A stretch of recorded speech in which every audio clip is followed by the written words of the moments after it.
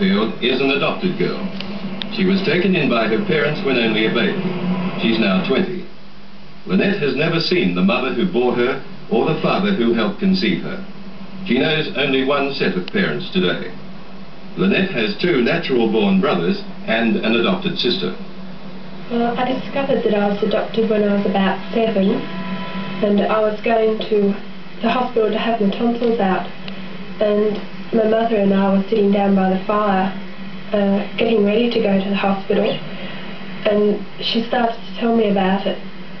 And she told me that one day a phone call came and that she would be able to go and see 2 babies at the hospital.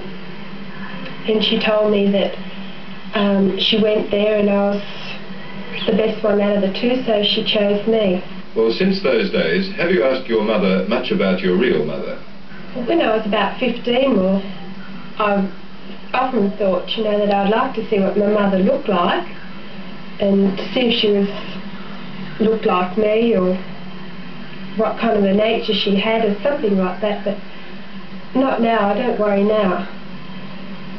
Have you thought about your real father at all? No, not at all. Well, it seems to me, having talked to a very large number of adolescent adopted children, that they inevitably will ask themselves the question, even if they don't ask it of other people, who was my mother? Where did I come from? This seems to be a central need for any adolescent to reach certain conclusions about himself, about his own identity.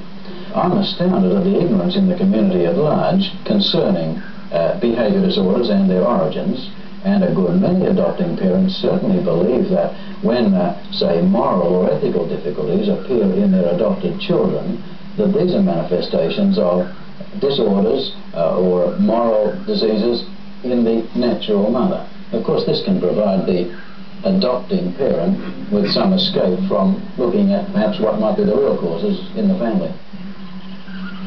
The Reverend Alan Wilson is a Methodist minister. Mrs. Wilson is the mother of 2, both adopted. They'd still like to have children naturally, but their doctor holds out little hope. The Wilsons obtained both their son and daughter through the state adoption process and waited almost 2.5 years for fair-haired Andrew and 2 years for blue-eyed Kylie. I asked the Wilsons whether they'd discussed the question of telling or not telling the children about adoption. Well, yes, we plan to tell them, but I think we're doing it gradually. We're starting now talking about what the word adopted means. We're saying that it means specially loved and specially chosen. And we'll develop this over the years in explaining it more. Andrew, in his own little way,